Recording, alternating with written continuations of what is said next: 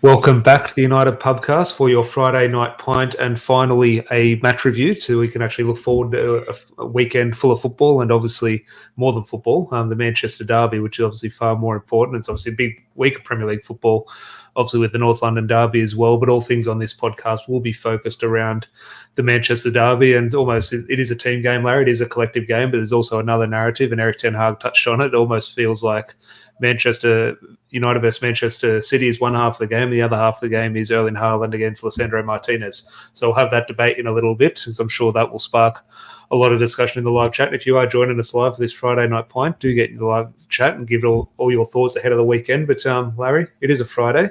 That Ewan suggested has been a long week. So talk to me about your week and how you're feeling ahead of the weekend. Man, I'm feeling good.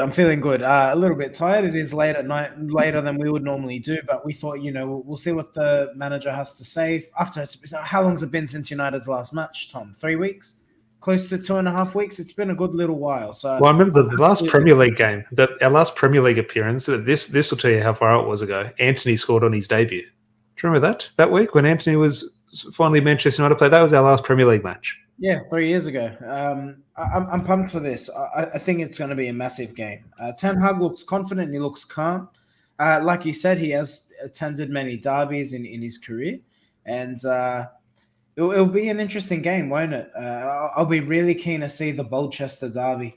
Let me ask you this. Who do you think will have the better haircut, Pep Guardiola or Erik Ten Hag?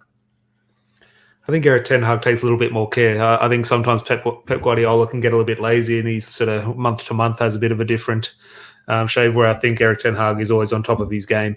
And I'm speaking of game, Rob, obviously here from It's a Football Thing, does like the kit as well and my appearance. Good to see you, mate. Scored a lovely chip. Obviously, Rob is part of our Pro Clubs team on the new FIFA 23. Scored a lovely double. And Larry, you're part of our team. Obviously, we're on the bench today. Didn't make an appearance. But you'll be glad to know on the first night we did make it through Division 10. We are now in Division 9. Facts are facts. Doesn't matter how you get there. The boys in the club knows how we got there. But thanks to a few FIFA glitches, we're climbing our way up the ladder. But Viking, good to see you, mate. Hope all is well. And Emad as well, my midfield partner in Pro Clubs. But Larry, before we sort of get into and dissect the actual match preview and Man City's lineup and Man United's lineup, is anything Man United? Look, can we go back to the start of last month? We have Christian Eriksen, best player at Manchester United, one player of the month. Marcus Rashford's the best player in the Premier League. He won the Premier League player of the month. And the man you mentioned a little bit earlier in regards to Erik Ten Hag, he's the best manager in the Premier League this month, or last month, I should say. And I'm just thinking, it is something to celebrate. Of course it is. However, is it? It's 2 games. I think it was our second game of the 2 Marcus Rashford games. I think I saw a stat. One was on the 4th of the month. So after 4 days, that was his 2 games. Yeah, it is a strange one.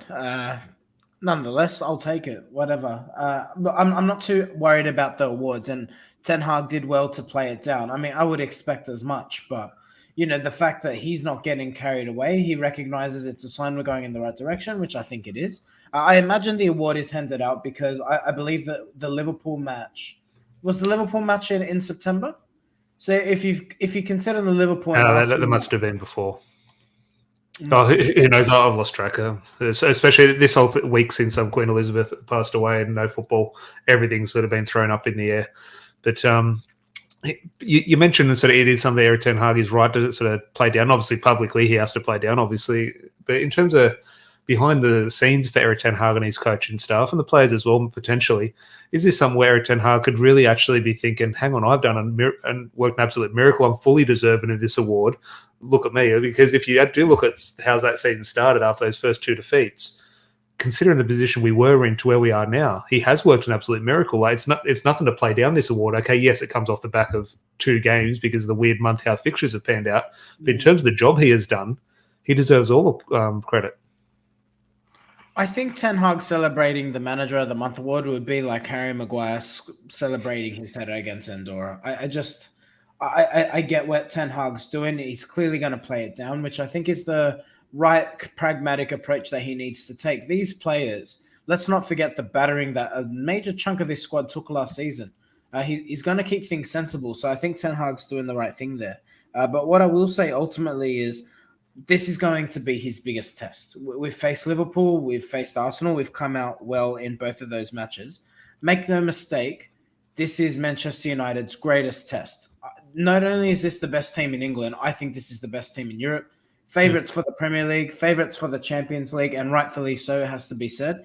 If he can get a result against Manchester City, then I think he will definitely cement himself in terms of United this season, but also himself. I mean, obviously, look, I think he's a good manager. I don't think any of us are going to judge Ten Hag's success long term over this result. But if he can get a result here, it will do wonders for this squad. And I think in terms of what United go on to achieve this season, a lot of it can hinge on this one result.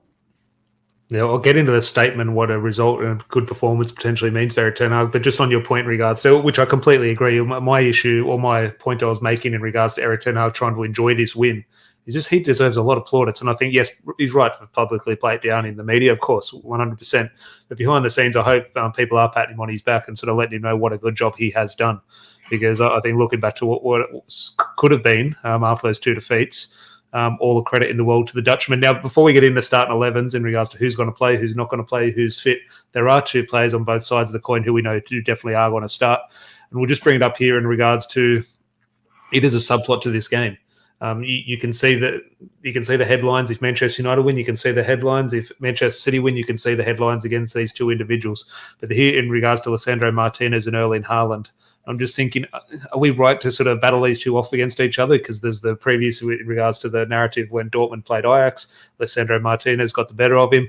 We've seen what Haaland's doing here currently in the Premier League. You think, all these goals, he's an absolute machine. Is there a case where we're sort of overhyping this and there's a case Rafael Varane is going to be the one on Erling Haaland? Or could you see a situation where it really does come down to a battle and whoever wins it sets their team up quite nicely to get the result? I think it is right to play them off against each other, Tom. We also have to remember if you're Manchester City, you'd be crazy not to target him, just given the sheer size difference between the two. In saying that, the last time these two versed each other, 4-0, Ajax 4, Dortmund 0, and Martinez had a really good game against Haaland. I like what Ten Hag said. It's not about versing Haaland, it's about versing Manchester City. I think this guy is the least of our problems. I've said it before. If you can keep their midfield, if you can stop Manchester City from playing football, this guy is lethal, but he gets on the ends of opportunities. The key is to shut down the midfield. If you can keep their midfielders quiet, if you can keep Cancelo and Walker quiet, I think that's the key. I see if Haaland gets an opportunity in the box, you get him clear on goal. I mean, 9 times out of 10, this guy's going to finish it. The key is what you shut down before the ball gets to him. I think that's where United's focus needs to be. Erik ten Hag, you talk about downplaying. Erik ten Hag was obviously asked it during the press conference, and I forget what his answer really was. Maybe you can sort of give me some clarification of how he did answer the question. But it was a question about how do you stop Erling Haaland, and he said, "Look, yeah, Manchester City are a team. You can't just focus on Haaland, etc." But there is no doubt there is going to be a lot of focus, both tactically, but also the way the game pans out. He's a big target man. The ball's going to end up near him.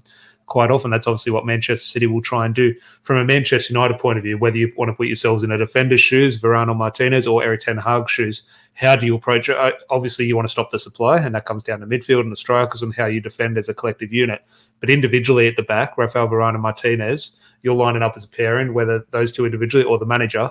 How are you instructing the defence to deal with Erling Haaland? Did you want Martinez to go and battle him? Do you want Rafael Varane to maybe size up with him and Martinez be the sweeper? Do you think Erling Haaland's, you mentioned he's going to potentially sort of pin himself to Martinez. Is that the right decision? Could he potentially get more joy on the other side against Rafael Varane? I'm just thinking whether as the manager's point of view or a defender, how are you approaching the isolated incident of Erling Haaland? Yeah, in terms of Erling Haaland, I'd be looking to go, I would actually put Martinez on him. In terms of getting in behind, I'm not too worried. I would think Varane, in terms of pace, I think Varane can definitely keep up with him. And physicality-wise, I think Varane will deal with him too. We have to remember that the way these two play is Martinez seems to be the aggressor, and then you've got Varane kind of tucking in behind. But I don't really think all of that will matter too much, Tom, because I expect United to set up to counter-attack. I really do. I think this is the deepest you will see United line up under Erik ten Hag. Ultimately, United, you can go there and say, we want to play football, we want to dominate on the ball. Forget it. You're not keeping the ball against this Manchester City side. So knowing that, you then have to look at, okay, how do we then get at them?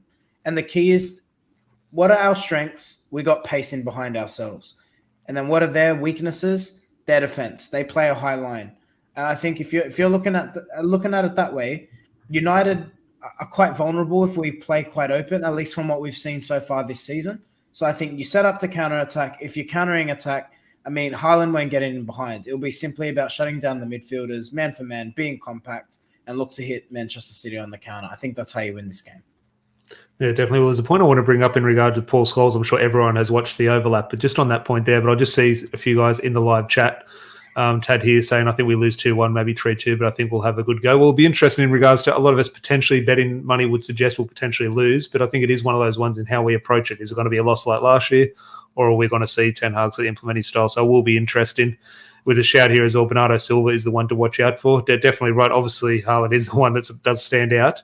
But Bernardo Silva, Kevin De Bruyne, Emad here makes the point here in regards to Bernardo Silva, Kevin De Bruyne, João Cancelo, Phil Foden. They do have threats all over the pitch. Emad here respectfully disagree. Varane is built like a broomstick physically. Haaland has it over him. And that is one of the ones I think we wouldn't be having a discussion about Haaland and Varane or Haaland Martinez if Martinez and Varane were playing at Real Madrid. We'll just be enjoying the game. We'll think, oh, this is an interesting clash. But now we're sort of emotionally invested in it. We're looking for weaknesses and strengths all over the field. I think Varane against Haaland at Manchester United, Manchester City, we're thinking, oh, God, he could be bullied. And I agree. We're not having that discussion if it's Varane at the Bernabeu against Erling Haaland. It's not an issue. Exactly.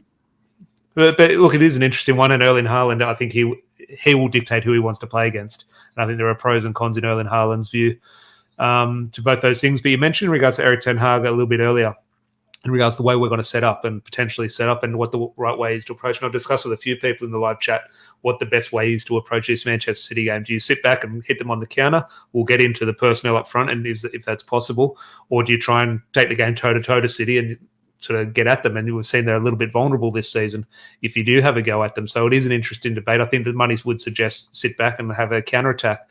But I'm sure everyone watched the overlap with Paul Scholes and Gary Neville, and Paul Scholes alluded to, in a praiseworthy fashion, was praising Erik Ten Hag and said he knew after the first two games he couldn't play this way, or he couldn't play this way at the moment. So he had to change things and go a little bit more direct. So I'm just thinking with that potential direct approach, that would suggest to be sort of sitting back quite deep and sort of going forward and hitting that counterattack. We'll get into starting 11s in a little bit in regards to who that potential personnel is. But in regards to, look, results-wise, yeah, okay, it's a results game business, okay? Play your percentages. Erik Ten Hag might want to sit back in and keep things compact. But in regards to weighing things up, this Manchester City team is vulnerable. They've conceded a lot of chances. They should have conceded a lot more goals if it's not for poor finishing from opposition teams. I'm just thinking, yes, the smart money is to suggest, okay, sit back and sort of try and hit them on the break. But if that personnel's not there, if a Rashford's not fit, if an Anthony Martial's not fit, is Jadon Sancho that person to be going past someone? Is Anthony that person to provide that threat in behind? I'm just thinking that might not be the best approach attacking. Maybe defensively, yes, but attacking-wise, it might not be the ideal plan to sort of attack them that way. Yeah, I agree. Look, I'm obviously going on the assumption, you'll see my lineup. I'm going on the assumption that United will absolutely have pace available. And look, I do expect Marcus Rashford at least to be fit. So I'm fairly confident that that's the way to get at them. I disagree with Rob here. I don't think I'm making Haaland sound like Carroll. I'm saying that Haaland isn't the main. He's not the one you need to shut down. All the magic that happens from Haaland stems from what actually happens before that. Haaland is a pure world-class finisher, but he's not a complete striker. So actually, if you can shut down the opportunities of the balls coming into Haaland, then I think that's how you beat City. That's all I'm saying. Of course, he's a great player. I mean, he's had 14 goals so far this season. He's ridiculous.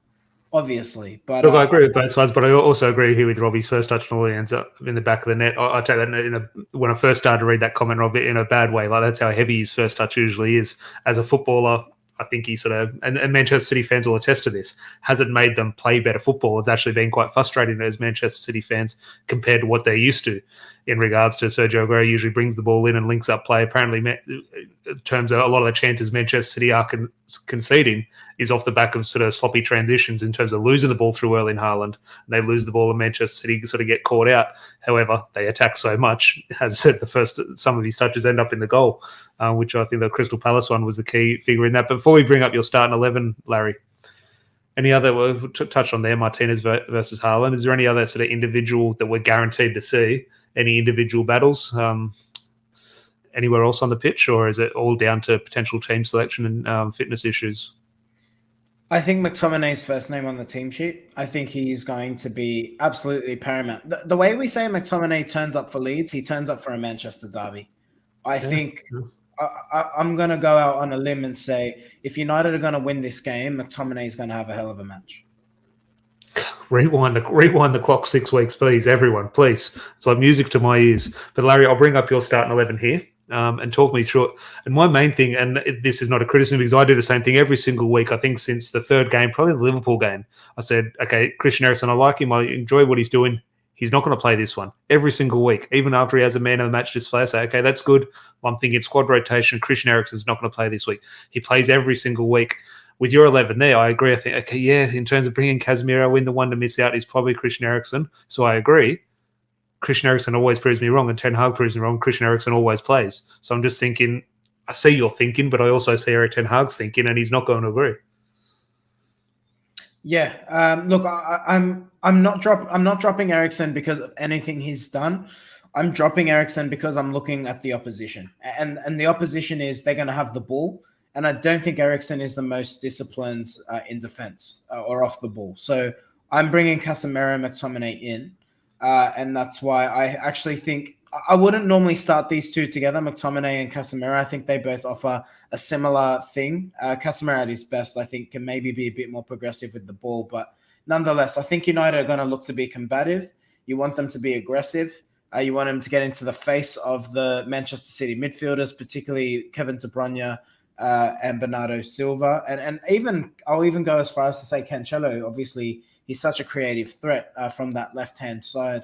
So I think you want to go with these two players. Look, regardless of what you think about Casemiro, McTominay has been right to start.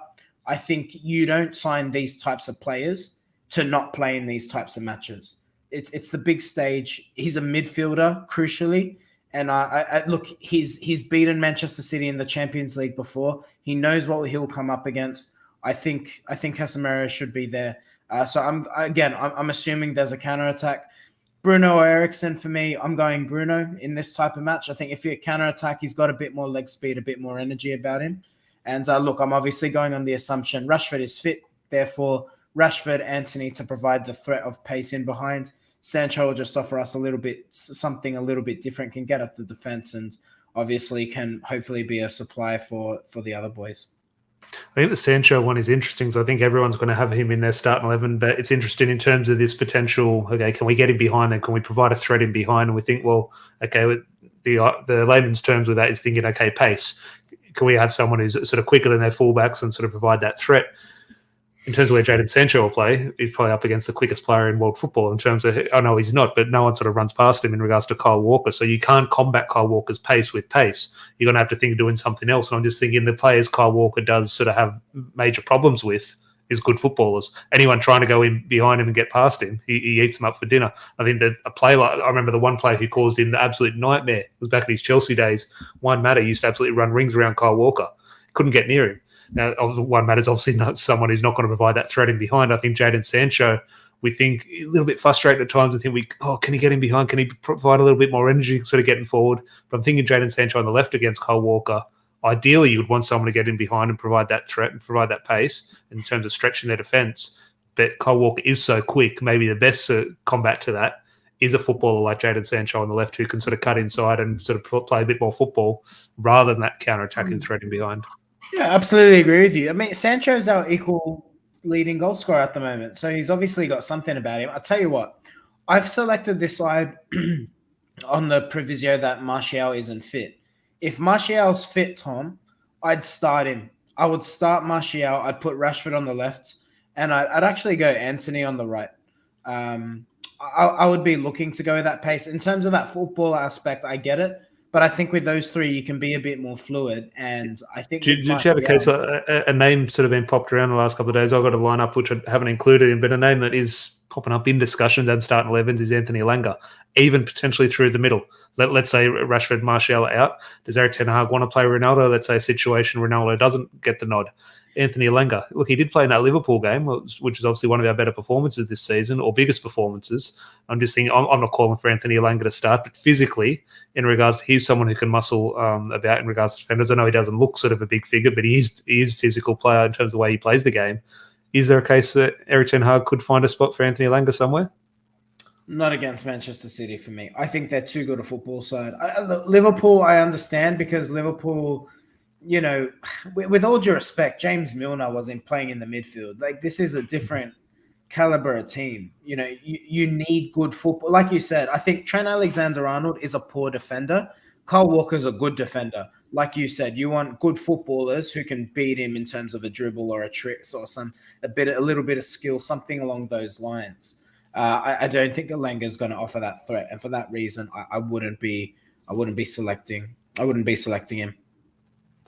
Well, I'll just come on to my start 11, and I did this before the Erik ten Hag press conference, and this way we went a little bit later tonight for the Friday night plan. We wanted to get that fitness juice from Erik ten Hag, and if any of the sort of more sound bites from his press conference, he didn't come up with much. He sort of said Anthony Martial's training. I don't think that alluded to sort of him being sort of truly match fit, so I don't think I'm expecting Anthony Martial to play. Obviously, with the injury cloud over Marcus Rashford, he touched on that, saying, look, he's training. Well, we'll see. So that's 50-50. Larry, you have included Marcus Rashford. Look, if he is fit, I think he plays. Obviously, congratulations to him as well for winning Premier League Player of the Month. Now, I couldn't decide this. There's two completely different ways to approach this game, in my opinion, and it's all down to who we have available up front. So I've actually gone 2 start 11s, Larry, because I don't know what is going to happen. So I'll just sort of have my thinking in regards to both sides of the coin, whatever way it does fall. But in regards to this first one is if Cristiano Ronaldo plays, because I think that is a possibility, which a lot of people have. He'd be a hell of a politician, Tom, I tell you. Well, I'll bring up Ronaldo here. This is if Cristiano Ronaldo plays. And again, no one's really mentioning that. That's still a real possibility. Now, some people won't like that. Some people will like that. I know he's on 699 club goals. So if it's there ever story for someone to score their 700th career goal, Manchester Derby is probably the place to. I'm not saying that's a reason to select him. I'm just, Larry, he's our only striker at the moment. So there's a chance he plays. Deal with it. There's a chance that he plays. You don't think there's a chance Ronaldo can start a football match for Man United when there's no other strikers available? Not against Manchester City. No, I don't. Anthony Elanga or Cristiano Ronaldo up front? Tell me. I'd go Elanga. What's Erik ten Hag doing? I don't know.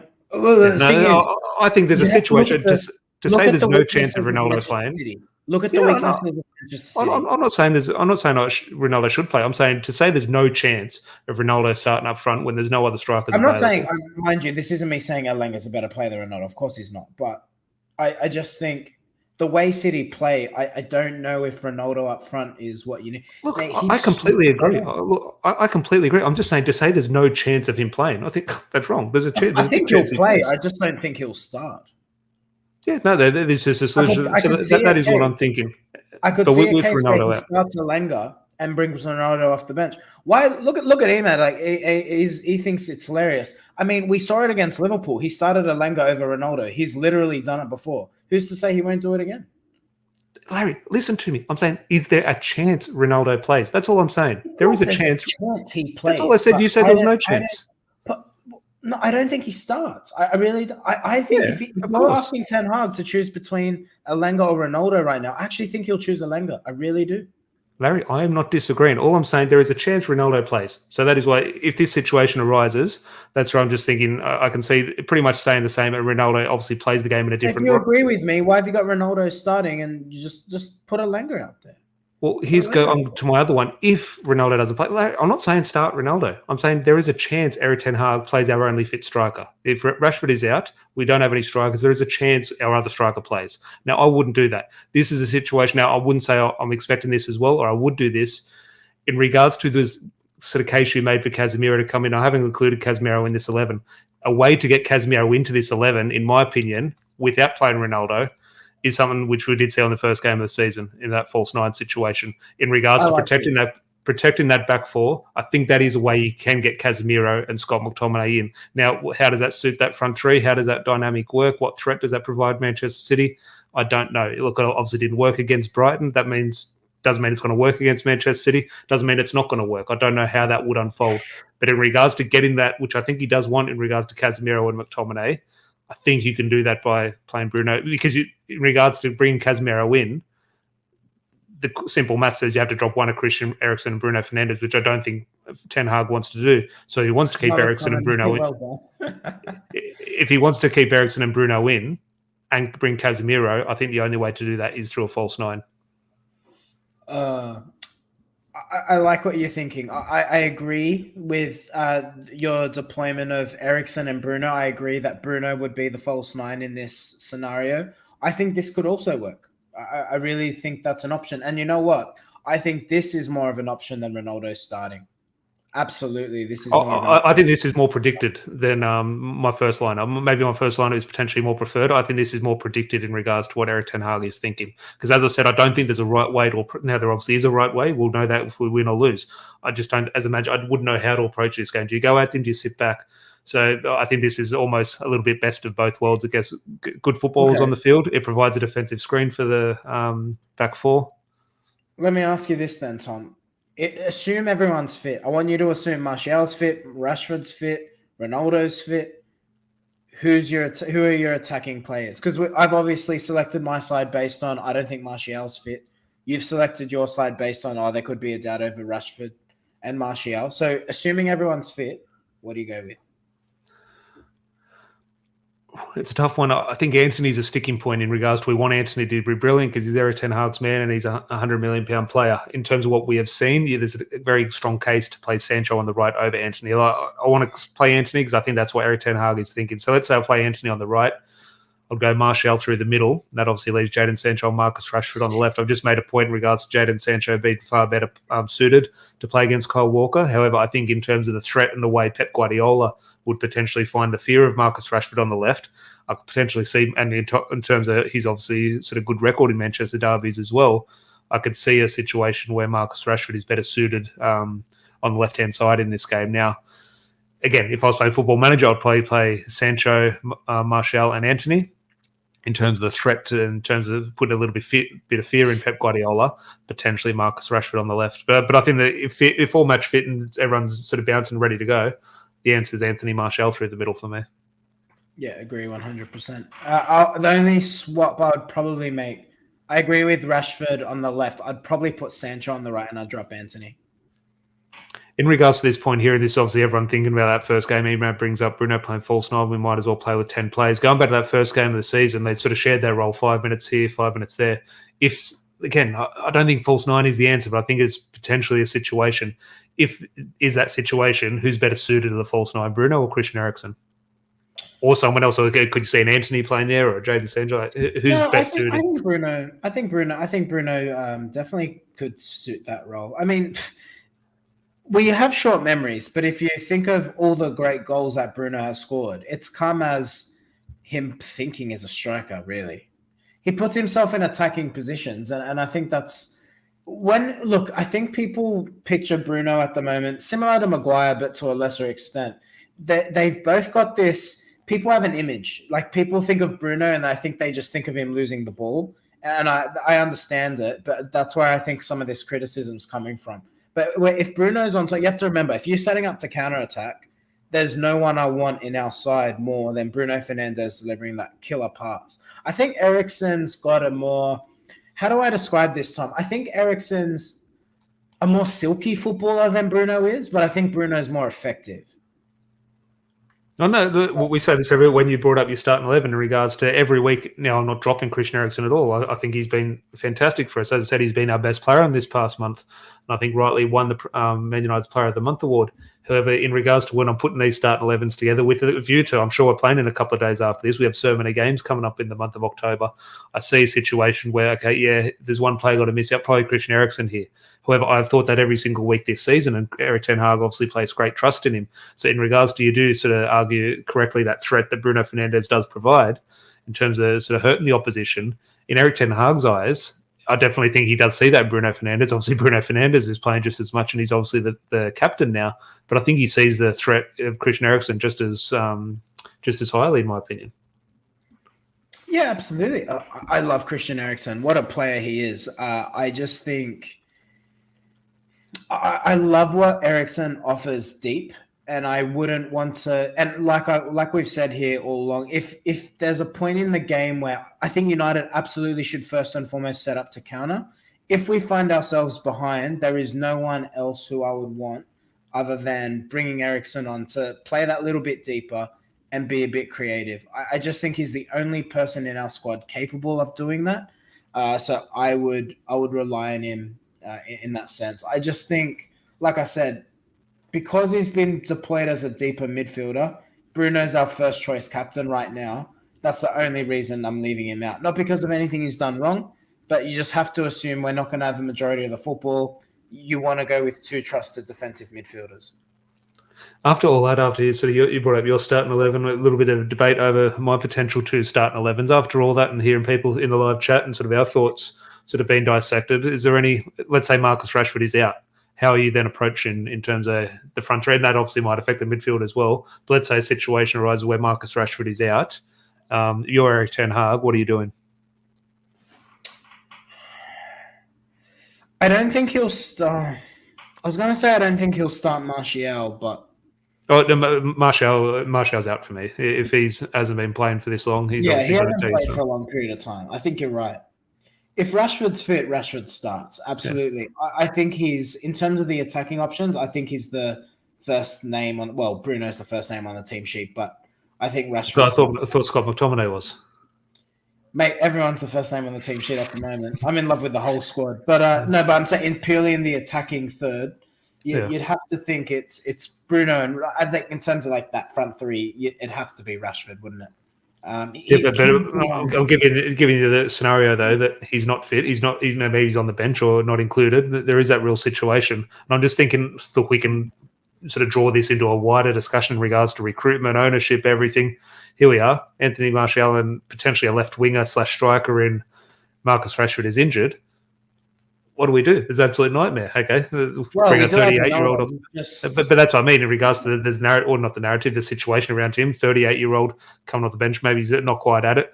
It's Ronaldo or Anthony Elanga playing through the middle. I'm just thinking it obviously highlights so many other potential issues in regards to the way the makeup of this squad. But I'm just thinking again, okay, let's draw up a scenario. Marcus Rashford is out. It's sad. There's no sort of definitive answer. There's no that backup striker who's ready to go. All right, but... Well, Charlie McNeil played for Manchester City. He scored 600 goals for Manchester City. So what a story that would be. I'm freezing, so please excuse me. What a story that would be, Charlie McNeil. And I think he's a shout to get on the bench. And I'll tell you what, I would not be opposed to him coming on. If anyone's going to put the passion into this game, it's going to be a Droylsden boy in Charlie. I think Garnacho, I'm not saying Garnacho is going to play, but I think if someone's potentially going to provide a little bit of spark of something different, Erik ten Hag throwing a little bit of a curveball off the bench in regards to potential sort of what the way people play the game in the final third. There is a situation where Garnacho could play. I'm with you. I think he's the one who could really give Kyle Walker a headache. Just because he's the thing I love about Garnacho, he's such a throwback. He's a left winger who's left-footed. How many modern wingers can you say that about? He's literally he cuts in and he's got 2 feet, but he's right-footed for me. Really, I think he's left-footed. Emad in the live chat obviously has a lot of time for Garnacho, and I do have a lot of good time as well. I think he's penalty in the FA Youth Cup final as a right-footed. I'm sure he cuts it. Now he obviously very, very well adept on both feet. I have seen him strike the ball well with his left, but I've always just assumed in terms of the way he does play the game, even off the left, right-footed. Now, as I said, and obviously well adapted on his left foot. But anyone in the live chat who's a little bit more confirmed, I should know this, but he's got some shocking tattoos, though. I must say. Someone has to have a word to him about those. He's potentially going to make a bit of a mistake that he regrets later down. I love he's putting I think he's already made it. He's 17 and he's got a full sleeve already. What is it? He's got Breaking Bad on. He's got Prison Break. And what's he got on the inside? Stranger Things or something, got a new tattoo, and Jesus. But then we look question those, and then Jadon Sancho has the Simpsons on his arm as well. Yeah, well, I like the Simpsons. I've got a character right here with me as my co-host. He's got a tattoo of Phil Jones.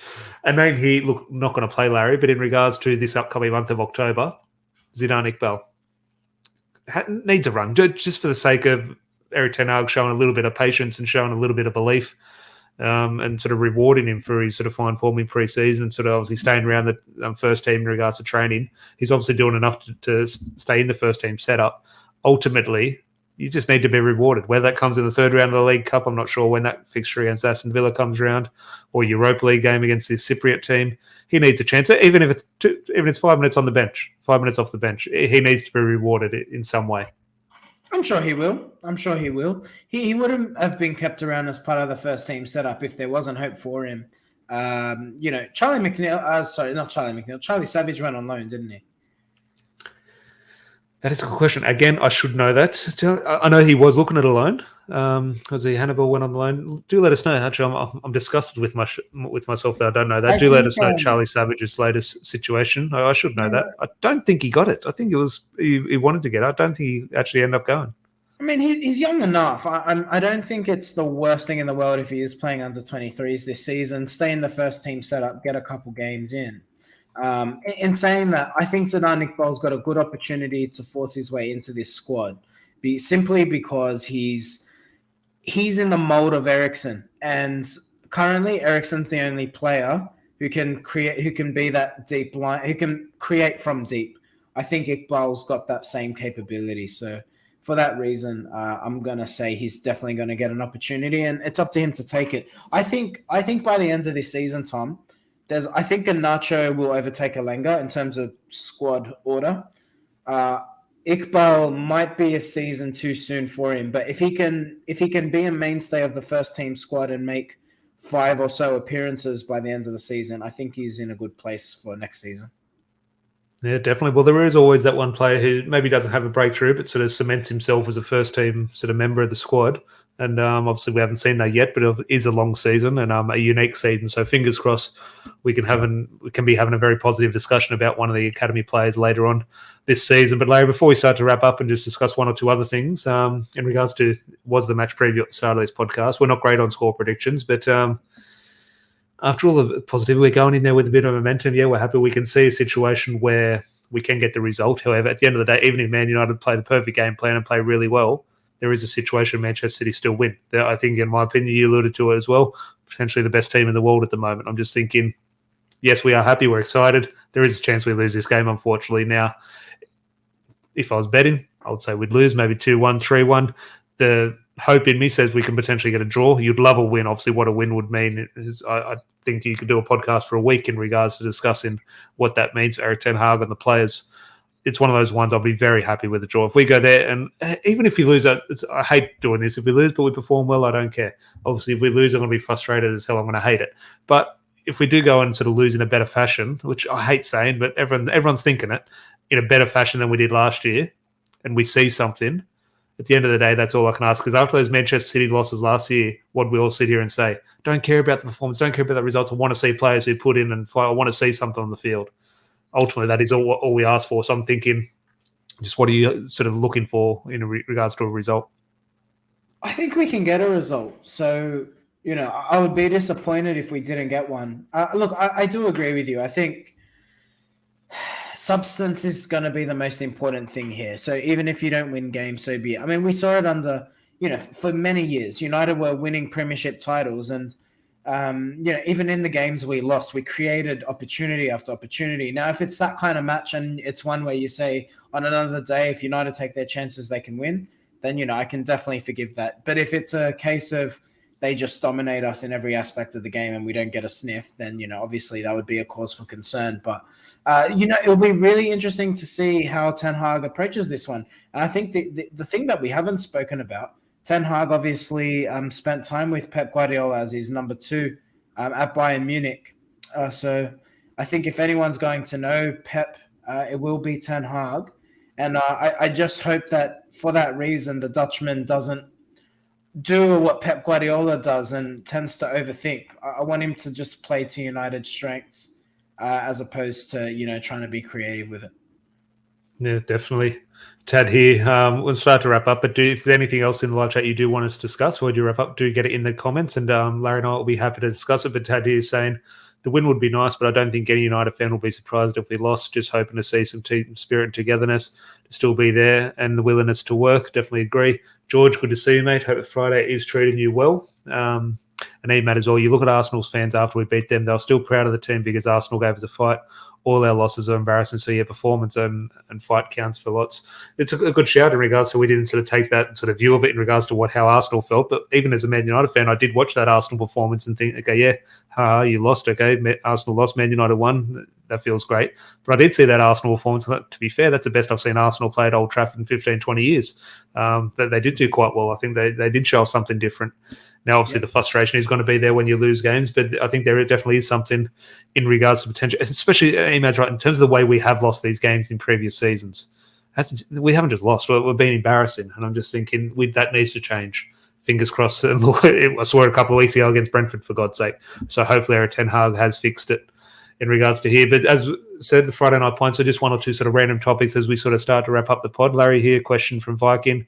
Will we get Gakpo in January, do you think, Larry? So his name is there now. It's technically still the international break, so you are going to get transfer rumours. Maybe the end of the international break, but you know what I mean. His name is the latest linked for one or two reliable sources in regards to, I think Rob Dawson came out and said there is something in the Gakpo rumours. It's a weird one. In regards to the profile of player, I love it. Is Manchester United going to do that deal after we heard what Richard Arnold said in the conference call? I'm not sold. I don't think in January. I could see it happening next season. I don't think United will be doing any. If United do any business in January, I think it'll be outgoings rather than anyone coming in, unfortunately. Yeah, definitely. Oh, well, you mentioned the word unfortunately. 100% Tad here saying, Viking, I hope so. Gakpo is a talent. Definitely. Question here for you, Larry. If we win, will you run out onto the street shouting? The time will be about 1 a.m. Larry, I don't know. What do you like at home when you're watching the game? I'm actually I'm obviously so emotionally invested. I obviously get so frustrated, so happy, so emotional. I'm actually quite sort of reserved in my sort of reactions, whether that be negative or positively. I still feel them as much as anyone, but in regards to the shirt off, waving it around, or sort of breaking the remote or something, I'm actually quite reserved. So when you're at home 2 a.m. watching United, what's the visual like? It's from my bed. It's literally open the eyes, the alarm goes off, I'm cranky. Then it's the disoriented look for the remote like this. Look for the remote, the feel in the bed, turn on the TV. Well, then, this one's going to be okay for us because obviously a decent kickoff time. I still don't know what the kickoff time is. Let's say it's 11 or 12. It's one of them. But I'm just thinking there is a public holiday, so there will be no alarm set. We're just going to be staying up for it. I'm just thinking we do have to take advantage of that because watching Manchester United in Sydney or anywhere in Australia is tough, especially this time of year. A lot of the kickoffs are going to change to Monday mornings at 3 a.m. or 2 a.m. Now, Europa League going to be 4 a.m. or 5 a.m. on a Friday morning. So it does sort of provide its challenges for Man United fans here. But do appreciate everyone in the live chat for joining us as well. And Larry, before you sort of do wrap up, is there anything else you want to discuss, Man United or others?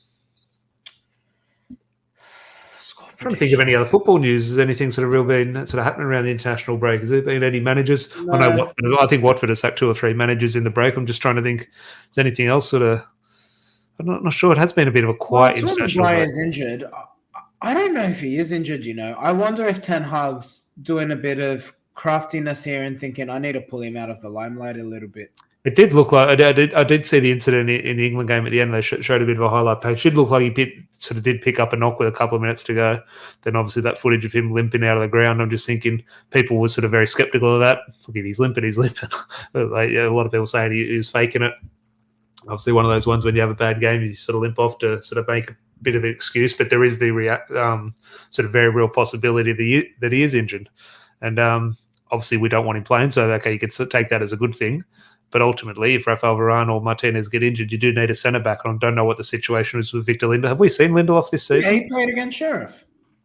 He did too. He's come back. That was his first game, was it? I'm just thinking, look, I'm happy. I think Victor Lindelof is well. Start of the season, yeah. I think Lindelof is well suited under Erik ten Hag. He had a very good pre-season, but I'm just thinking you do need these players fit at this time of the season, no matter what you think of a player's form or their sort of situation as captain. Yeah, that's another debate in regards to potentially needing physical bodies.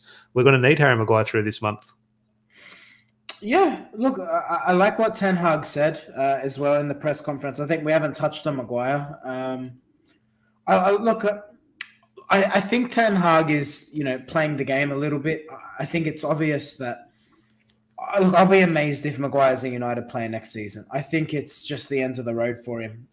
I like that he's trying to boost his confidence because he's going to rely on him at times this season. and I support a manager for doing that. But ultimately, Tom, his time as a United player is up. But I don't know what qualities he's referring to. I think he dwells on the ball. Look at the way Martinez is so quick to the side and the way he moves the ball. Maguire just dwells on it, passes to Luke Shaw, gets the ball back, does a crossfield pass that goes over the There's top. an interesting debate. I saw it caused a lot of controversy in regards to the Paul Scholes overlap. He's talking about Rafael Varane, and I've always thought this, and I love Varane. I think he's potentially one of the best defenders in the world when he's on form. But in regards to Paul Scholes, and look, I don't want to say I was like Paul Scholes, but play the game in a similar way. So view the game in a similar way. I've always thought this about Rafael Varane. Rafael Varane's not a great footballer. Now, yes, as a defender, he's brilliant. But in regards to Paul Scholes, shares the same view. Now, who's better, Rafael Varane or Harry Maguire? Of course, it's Rafael Varane. He's 10 times better. But in regards to the effectiveness of playing out from the back, I know Harry Maguire looks 10 times worse. And I'm not saying Varane's worse than Harry Maguire playing out from the back, but it's a visual in terms of what we always used to talk about, Wan-Bissaka and Delot. Delot looks a lot better. If you looked at the stats in regards to a pass efficiency, Wan-Bissaka was 10 times better than Delot. I'm just thinking, yes, Maguire looks woeful, and he has been woeful. But in regards to a manager does see qualities there.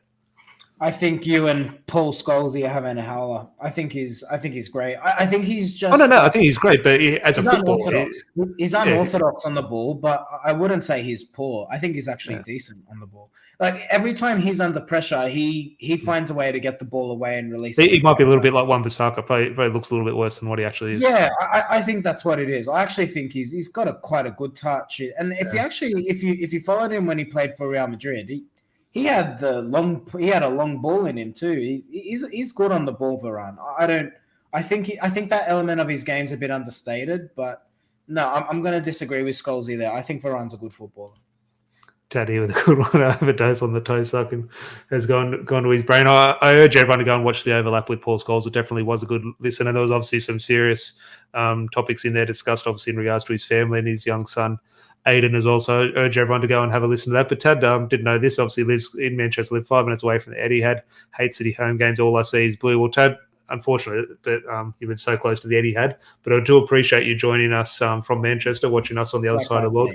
Do truly appreciate that support, especially. And obviously everyone else in the live chat, all the local lads as well. Emad here saying, my first game in England was City against Liverpool. Emad, what are you doing? What were you doing there? Hopefully they were free tickets. But Larry, anything else to discuss on a Friday night? Oh, I can't wait to go to bed, Tom. My pillow is yelling my name. Please.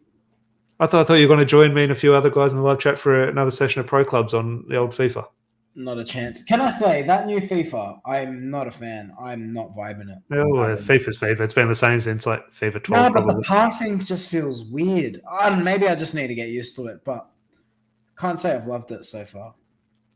Definitely. But as I said, it is Friday night here in Sydney. The Manchester Derby will be on a Sunday night. So Larry and I will be back on Monday evening to discuss all things. Fingers crossed it is a positive discussion. Result aside, hopefully we can sit back and be proud of what we see from Manchester United, because the last couple of Manchester derbies we haven't been proud.